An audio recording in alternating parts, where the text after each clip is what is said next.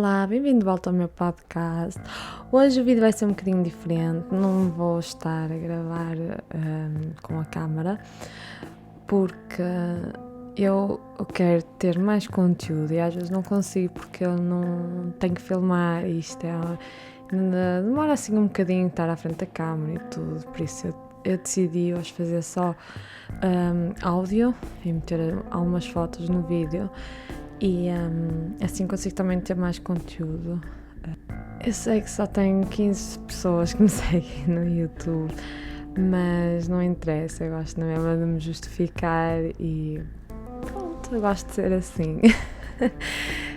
E vamos lá começar. Este é o meu 12º episódio, por isso eu estou muito feliz e hoje vai ser mesmo um crime a sério, não uma lenda urbana, ok? Espero que vocês gostem. Hoje vai ser mais pesadito e por isso só quero avisar para, claro, terem em atenção que vai haver crimes mais brutais, mas sabem que eu não costumo detalhar muitos crimes, não é? E eu estou super feliz porque parece estranho, estar aqui a falar no 12º episódio, porque eu estou muitas vezes parada, porque lá está. Às vezes eu consigo fazer pesquisa, mas não consigo gravar, porque é muito tempo que eu preciso para gravar. E um podcast é sempre muito mais fácil quando é sem vídeo, é só chegar aqui ao microfone, contar as histórias e depois trabalhar é muito mais fácil. Por isso é assim que eu vou fazer alguns vídeos às vezes, para ter mais conteúdo, porque eu gosto muito de fazer isto, mas gravar é muito complicado mesmo. E por isso eu queria entrar outra vez no ritmo, mas não consigo a gravar em vídeo. Desculpem ser outro caso dos Estados Unidos, mas nunca ouvi falar destes criminosos, o que foi um desafio para mim, mas eu descobri que há uma série na Netflix sobre um deles, e fui ver para poder também falar um pouco mais deles aqui. E mais no fim vou falar o que é que me leva a fazer este caso, porque às vezes é assim um caso um bocado estranho. Eu nunca tinha ouvido falar e acho mesmo estranho porque eles estão interligados com outros casos muito famosos. Por isso, o que é que eu fiz? Quis falar sobre este e o próximo episódio vai ter a ver também com este. Não é um episódio de 2 partes, mas simplesmente é um caso que tem a ver com eles. Por isso eu preferi falar primeiro sobre isto e depois no próximo vídeo falar sobre outra coisa, mas não têm que ver este vídeo para ver o outro. Por isso vamos lá começar. Vamos começar por falar do Otis Elwood Toole. Ele nasceu em Jacksonville, na Flórida, e o pai dele era um alcoólico, enquanto a mãe dele vestia-o de menina e o tratava por Susan.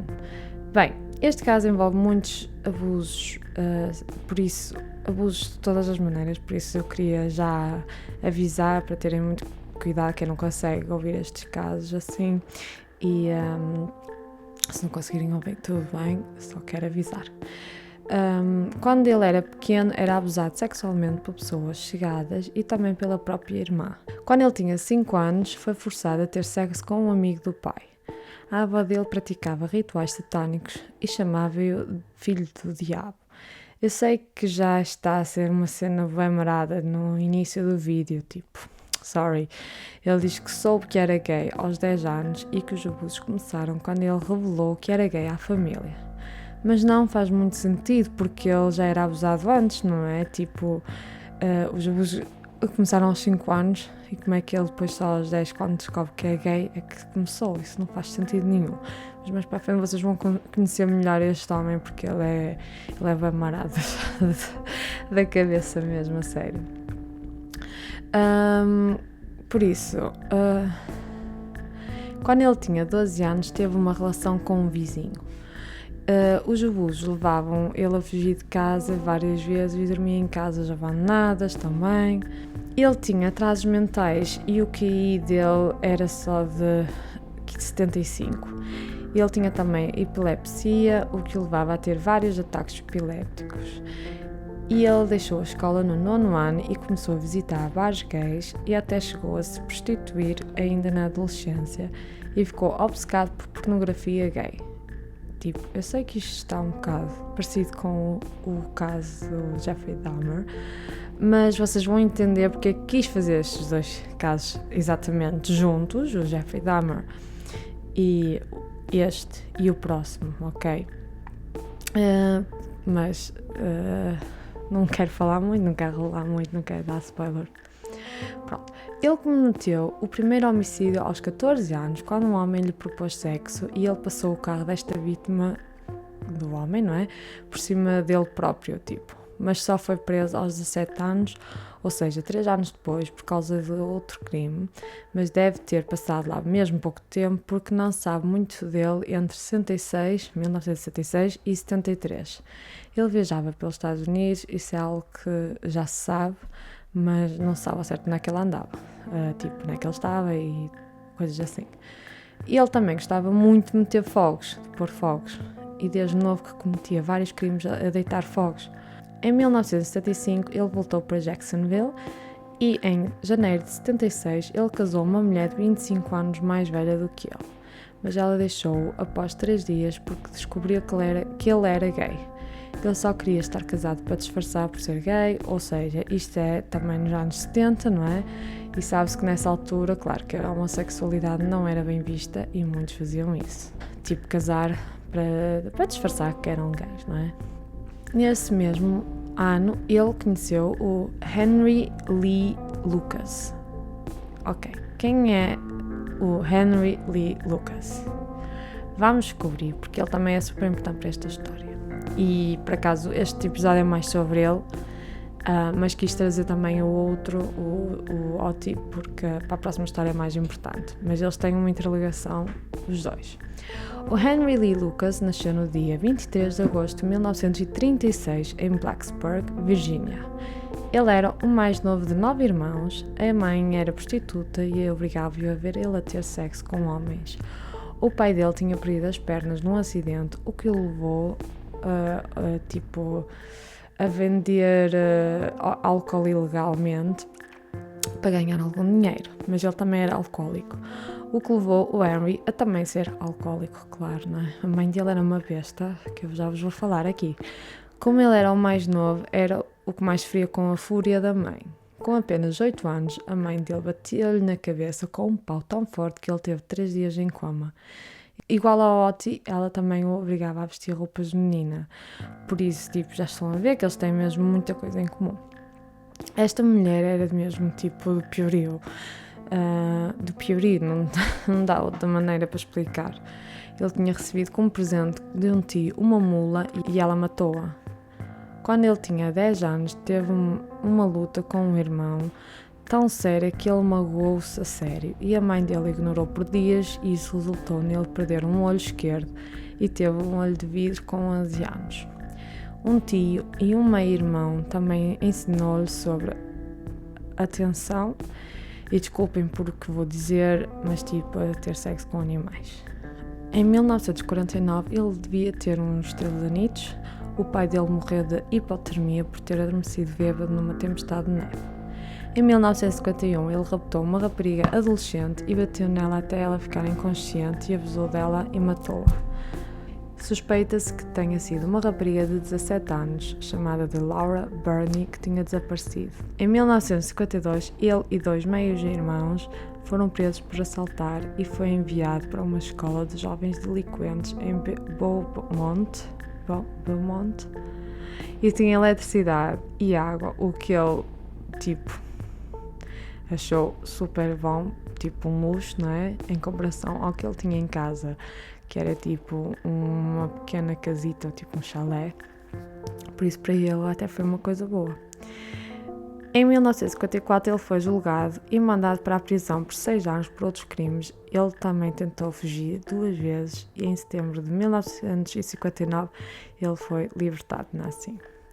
Ele aqui tinha tipo uns 23 anitos. Ele foi viver com a irmã, mas a mãe, bruxa que era, queria que ele fosse tomar conta dela. Ok, desculpem, tipo, isto não tem nada de mal, mas tipo, ela era mesmo má para ele, ok? Tipo, queria mesmo que ele cismou que ele tinha que tomar conta dela. Se ela tinha outros filhos, porque é que tinha que ser ele, ok? Conclusão. Eles tiveram uma grande discussão e ele matou-a com uma faca. Ele diz que foi em legítima defesa, mas mesmo assim foi julgado por homicídio em segundo grau e mandado para a prisão de 20 a 40 anos. Só que em 1970 foi libertado porque as prisões estavam demasiado cheias, por isso ele só esteve lá 10 anos. Depois disso, foi outra vez condenado a 3 anos e meio por tentar raptar três jovens. Quando ele saiu, foi viver para Pensilvânia para trabalhar numa quinta de cogumelos e casou-se em 1975 com uma viúva que, por acaso, era viúva de um primo dela. Só que ela largou-o quando descobriu que ele estava a abusar das 2 filhas dela. Depois teve outra relação que levou ao mesmo por causa de abusos. Então, ele conheceu o amigo Otis Toole, que já falámos aqui. E com isso foram os dois viver para a casa do Otis, ou melhor, para a casa dos pais dele, onde morava a mãe dele, a irmã e os filhos dela também, que era o Frank e a Frida. Lá o nojento do Henry conheceu a sobrinha do Otis, de apenas 10 anos, e apaixonou-se por ela.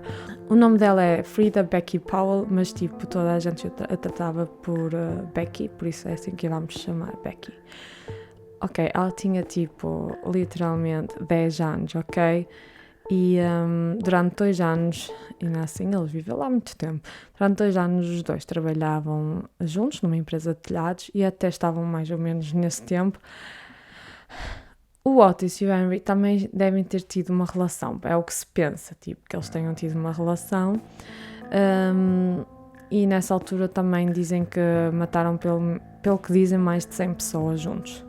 Supostamente o Otis e o Lucas andaram num culto satânico chamado Hands of Dead, que raptava crianças e praticava sacrifícios humanos.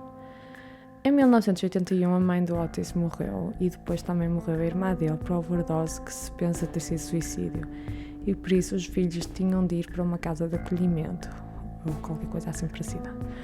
O Henry conseguiu convencer a Becky a fugir com ele e deixaram o Otis para trás, e o Otis estava com um ataque de nervos e raiva e matou, por causa disso, 9 pessoas, no mínimo. Eles moraram na estrada e depois pararam em Texas e ele foi trabalhar para a casa de uma senhora de idade de 80 anos, chamada de Kate Rich. Só que ele aproveitava-se da mulher e tinha tipo cheques escritos em nome dela e tudo. Depois a Becky e ele tiveram uma discussão, porque nem tudo era um mar de rosas. Ela tinha 15 anos na altura, não nos podemos esquecer disso, não é? E na discussão o Harry perdeu o controle e matou-a. Depois disse a Kate Rich que não sabia onde estava a Becky para ajudá-lo a encontrá-la, e ela foi ajudá-lo e ele matou-a também. Ok, vamos voltar ao Otis. Em 1982 o Otis tinha posto fogo a uma pensão que estava a viver e deixou lá um senhor de 65 anos chamado George Sonnenberg, e o senhor morreu uma semana depois por causa do fogo. Tipo, ele ficou em estado grave, não é? E foi transportado para o hospital e morreu uma semana depois. Por isso eu imagino que os bombeiros devem ter chegado a tempo de ainda o socorrer, não é? E tirado lá ainda mais ou menos com vida. Ele admitiu que os dois tinham uma relação e que ele se chateou com o senhor e ele fez o que fez, pronto. Com isso, ele foi condenado a 20 anos de prisão só por outros crimes de incêndios. No julgamento, ele disse que não cometeu o fogo do senhor só para poder voltar para onde estava, e o júri, em 1984, decidiu que ele cometeu o crime e foi condenado à morte. Ele depois foi confessando mais crimes e foi juntando mais e mais anos de prisão. Tipo, um bocado desnecessário, mas se ele já vai morrer na prisão, não é? Mas ok, tipo, eu acho que eles fazem isso para as famílias sentirem que existe justiça a ser feita, não é? O Otis agora está na prisão e por isso vamos rebobinar para o Henry. E o Henry foi preso em 1983 por causa de uma arma. Ele manteve-se calado, só que o tratavam mal lá dentro. Então ele confessou os homicídios de Becky e Kate. E eles começaram a tratá-lo melhor. Por isso o que ele fez? Ele começou a admitir 1001 homicídios. Tipo, não estou a brincar. Este homem passou-se e admitiu 100, 200, 300 e até 600 homicídios. O que é mesmo estranho. É que tipo, a cena mais estúpida neste caso é que ele às vezes sabia onde é que os crimes tinham sido cometidos, as caras das vítimas e tudo. E supostamente o Otis também entrou nisso e admitiu o crime juntos. Mas ele dizia tipo, o que ele disser foi isso que aconteceu, tipo, o que o Henry disser é o que foi feito, era o que o Otis dizia. Porquê? Porque o Otis, não nos podemos esquecer que ele tinha um QI muito baixo. Ele não é muito inteligente, mas eu vou falar mais disso. Eu vou falar mais sobre isso depois. Só que existe um documentário na Netflix, como eu falei, que eu não sabia que existia, depois eu a pesquisar sobre o caso é que encontrei. E no documentário na Netflix o Henry diz que tipo, tem lá imagens verdadeiras dele a fazer entrevistas e tudo. E ele diz que oferecia boleia às vítimas e que batia na porta das pessoas a dizer que tinham fome e as pessoas tipo, confiavam nele. Isso foi o pior que as pessoas podiam ter feito, não é? O que eu acho é que ele parecia um sem-abrigo, sinceramente. Desculpem, não é para rir, mas é verdade. Se vocês olharem para a foto dele, ele parece um sem-abrigo total. O que ele acabava por ser ao fim e ao cabo, certo? E a cara dele também, tipo, dava mesmo pena, não sei explicar. Mas ele admite também odiar as mulheres, o que não me admira por causa da mãe dele, claro, não é? Depois, ele lá na prisão, foi lá uma freira e ia dar assim Bíblias aos prisioneiros, não é? E ele começou a ficar mais religioso e a ter empatia por pessoas e começou a gostar muito dessa freira. Só que ele nunca tinha assim compaixão por ninguém e também diz que começou a ver beleza nas coisas à volta dele e de repente tipo, fez-se luz e lembrou-se das vítimas e dos pormenores onde as tinha deixado e tudo isso. Tipo, lembrou-se dos crimes, ao fim e ao cabo. Essa freira devia ter sido tipo ou irmã ou mãe, não sei, para ele, e era isso que ele sentia mais ou menos. Mas ele realmente gostava mesmo muito dela, ele via mesmo uma pessoa que sabia que ela gostava mesmo dele e realmente era a pessoa que mais o ajudou e gostou dele, por aquilo que me deu a entender. Só que a série da Netflix enervou-me muito porque, tipo, o Henry era uma celebridade lá, tipo, meteu-me muito nojo ver mesmo, mas acreditem. Tinha gravações e gravações dele e, tipo, jornalistas e assim, havia até do Japão para o entrevistar e trouxeram um presente para ele a dizerem que era uma honra conhecê-lo, tipo, poupem-me, ok? Isso deu uma volta ao estômago. Eu falo sobre estes criminosos e pessoas nojentas porque quer ser alguém que abra os olhos a alguém, tipo a pessoas, não é? Como se defender e assim, não é? Mas tipo, esqueçam lá a parte de achar que ele é uma celebridade ou um super-herói, não é? Ou os outros, não só ele, mas todos, em geral. Mas porquê? Porquê que isto tem que existir? Eu estava a ver o documentário me tem mesmo uns nervos enormes. Eu acho isso muito mau gosto. Ele é um assassino que não tem coração, ok? Não merece empatia e, para mim, não é? A meu ver, ele queria atenção, tipo... Ele queria ser entrevistado, não é? Todos à voltinha dele, a dar maior atenção, ele estava sempre a fumar, sempre a ter cigarrinhos com ele, bebidas, coisas para comer e pronto, e não precisava estar enfiado na prisão, não é? Ele tipo estava a ser estar a ter um luxo enorme.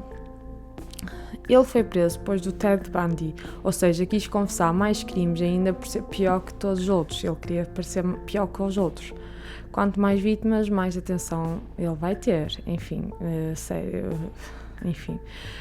A mãe dele, tipo, foi uma cabra, ok? Mas, tipo, ele para ter coragem para matar a própria mãe só fez com que ele perdesse o coração, penso eu, tipo... quem mata a mãe perde, tipo, a própria mãe ou o próprio pai. Não sei explicar, acho que isso quer dizer muito sobre as pessoas, não é? Pronto, e então, todos tinham interesse nele. Entretanto, ele foi levado para outra prisão e lá ele parou de confessar, o que foi estranho. Aquele tipo de repente disse que não cometeu crime nenhum, que ele tinha sido obrigado a confessar e que os polícias davam-lhe as fotos e informações todas que ele precisava para simplesmente ele admitir e assinar que foi ele, e assim era mais um caso fechado, resolvido, não é? E foi isso que o também levou a parar de conversar, porque ele diz que já estava a começar a ser afetado por tudo, por magoar pessoas e também porque as famílias estavam a sofrer. E ele não tinha culpa. Era simplesmente impossível ele cometer esses crimes todos, obviamente. Ele tinha que fazer 17.000 quilómetros no mês pelo país todo, supostamente para cometer tudo isto. Tipo, onde as vítimas estavam e tudo, eles fizeram a conta aos quilómetros que ele tinha que ter feito no mês e deu isso. E eles achavam que isso era impossível. Não podemos esquecer que os carros nessa altura também não eram assim rápidos como agora, certo? E pronto, isto tudo só para ter luxo de viajar e ser tratado melhor e tipo, na prisão, como ele no início não tinha atenção nenhuma e tratavam mal, da maneira que eles depois começaram a tratá-lo, claro que ele precisou de mentir, se calhar, não sei. E por isso ele admitia tudo e eles, tipo, às vezes chegavam à beira dele e diziam: cometeste este crime. E ele: sim, foi assim, e assinava e pronto, ok, já temos mais um caso resolvido. Isso dá uma revolta enorme. Depois ele disse que admitia tudo para cometer suicídio criminal ou judicial, como se diz, porque a única pessoa que ele amou foi a Becky e ele, para ir para o céu, para a beira dela, não podia cometer suicídio. Por isso ele tinha de admitir tudo para ser julgado à morte e assim pronto, alguém o matava, não é? E ele ia para o céu, para a beira da Becky. Foi o que ele disse. Mais uma coisa que ele disse. Ele admitiu um crime que foi o de Orange Socks, que foi um caso muito importante porque eles não sabiam mesmo nada sobre esta vítima. Ela estava nua só com as meias laranjas, o que levou o nome dela, não é? A ser Orange Socks, as meias laranja. Ele admitiu e por acaso foi o crime que nunca foi tirado. Tipo, ele sempre foi julgado por esse crime até ao fim. Esta vítima foi identificada através do ADN 40 anos depois, ou seja, em 2019 só. Ela chamava-se Deborah Jackson. O mais triste é que há provas que ele estava na Flórida na altura do crime que ocorreu e o crime foi em Texas. E isso quer dizer que quem a matou mesmo nunca pagou por isso. O mesmo aconteceu também com as outras vítimas e isso é que me chateia mesmo muito neste caso. O que também fez mal na polícia, porque a prisão onde ele tinha admitido tudo não gostou dele ter sido tirado lá, não é? O que fez com que eles quisessem que ele voltasse outra vez para a prisão inicial, onde ele admitia tudo, não é? E eles conseguiram. E ainda por cima foram em cima da outra polícia que eu tinha tirado. Claro que a polícia que conseguiu resolver todos os crimes estava como um herói, não é? E não queria que isso fosse tirado. É óbvio.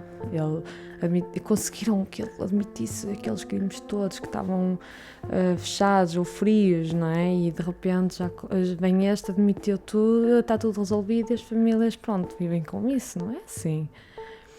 Enquanto o Henry andou todo maluco para admitir os crimes, ele também andou maluco para depois retirar o que disse e provar que não fez nada. Ele foi manipulado pela polícia para admitir. Eles davam-lhe os certos luxos na prisão, não é? Ele disse que não cometeu nenhum homicídio, nem o da Becky e Kate. Ele diz que a Becky simplesmente o deixou. Na prisão, ele recebeu cartas de uma mulher a dizer que era a Becky. Isto é bem estranho, a sério, tenho que vos falar sobre isto. O advogado dele foi atrás dela e ela contou cenas que fez acreditar, depois chegou ao ponto de estarem quase a fazer um teste ADN, mas não chegaram a isso porque descobriram cartas entre ela e o Henry, onde ele contou tudo que ela tinha de dizer para se fazer passar pela Becky. Conclusão. Se virem o documentário, vão ver que a mulher era uma psicopata que se apaixona pelos serial killers. Ela tem mesmo cara de psicopata, desculpem-me dizer isto. Enfim, ele matou sim a Becky porque ele disse onde tinha sido e eles já tinham encontrado partes do corpo dela. Não fazia sentido, mas enfim, é triste. Ele só não queria ser morto e queria se livrar da pena de morte. O advogado deixou de ser advogado dele depois disso, porque viu que ele admitiu tudo, depois retirou tudo e depois fez com que uma pessoa passasse por outra pessoa e ele cansou-se, pronto. Ele diz que só matou a mãe e mais ninguém. Infelizmente, ele admitiu crimes que realmente parecia mesmo ter acontecido porque seria pormenores demasiado verdadeiros. O George Bush tirou-lhe a sentença de morte antes dele ser executado para prisão perpétua em 1998. Ele quase certo cometeu mais crimes, mas quanto não se sabe. Mas, vindo dos que ele admitiu, o ADN encontrado nas vítimas não bateu certo com o dele, por isso, pelo menos 20 sabe-se que não foi ele, e o resto também não deve ter sido, só que não havia ADN para ser encontrado. O Otis Toole morreu na prisão no dia 15 de setembro de 1996, aos 49 anos de cirrose. Por acaso, acho que o Otis era mais cruel nos crimes do que o Henry, para ser sincera. Ele, tipo, como era uma pessoa que não tinha...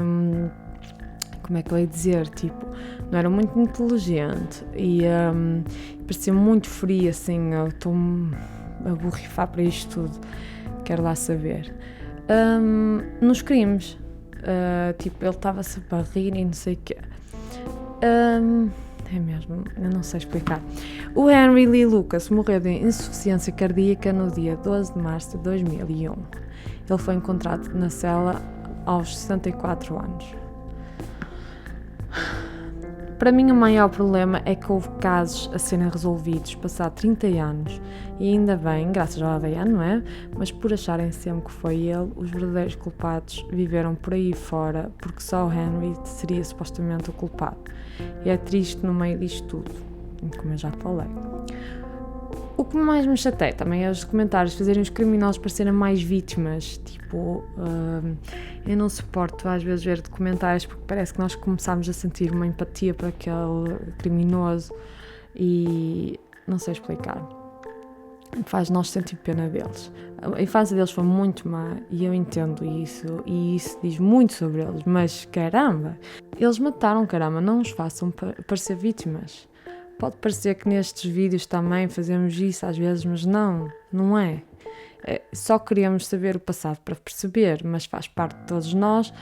Mas estes comentários, há vídeos deles e acreditem, eu tive pena dele, olhar para ele, quase sem dentes, no fim sem dentes nenhum, sozinho, abandonado na prisão, a querer fazer tudo bem, mas depois tipo acordo e digo, ele matou na mesma Becky e a Kate, sem razão nenhuma. E ainda acredito em outros crimes que ele deve mesmo ter feito com o Otis, porque vejo o Otis ser mais frio, não sei explicar. Mas lá está, se forem ver o documentário quase nem parece o Otis e mostram o Henry totalmente diferente do Otis. Dá pena, acreditem. A infância, neste caso, para mim faz mais estes criminosos serem o que são do que o Jeffrey. Por isso, eu no vídeo do Jeffrey disse que ele não teve uma infância difícil, comparando a outros. Este é um desses exemplos, sem dúvida. Eles foram abusados a torto e a direito. O Henry, com os ferimentos que sofreu ao longo dos anos e tudo sem ser atendido, criou um problema no cérebro dele, uma anomalia. Sabem que para mim isso é importante explicar, por isso vou explicar o que descobriram. É difícil explicar, tipo...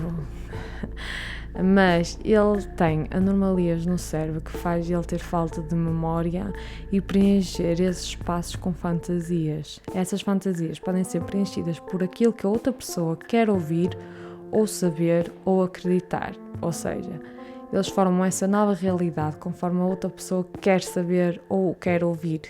Se eles dissessem para ele, olha, pode ser tipo, tu mataste esta pessoa, não é? Assim assado. E ele vai admitir mais ou menos aquela verdade que vem à cabeça dele, aquela fantasia. É um bocado difícil de explicar, mas é muito interessante. Mas pronto, o próximo vídeo vai ter a ver com este caso, como já falei, por isso eu queria fazer os dois casos seguidos, e desculpem ser mais uma vez da América, como eu já falei, os dois casos, mas este aqui nunca ouvi falar mesmo, enquanto o crime do próximo vídeo é mais conhecido. Mas eu também não conhecia o próximo, por isso, pelos vistos, ele é muito conhecido na América, mas eu também nunca ouvi ninguém falar sobre ele, por isso quis fazê-lo. E é tipo uma minissériezita que eu fiz aqui, mas que não tem que ver um vídeo para perceber o outro, por isso. está tudo bem. Obrigada por estarem aqui comigo e até à próxima. E desculpem ser assim sem o vídeo. Espero que tenham gostado na mesma de tudo. E obrigada e até à próxima.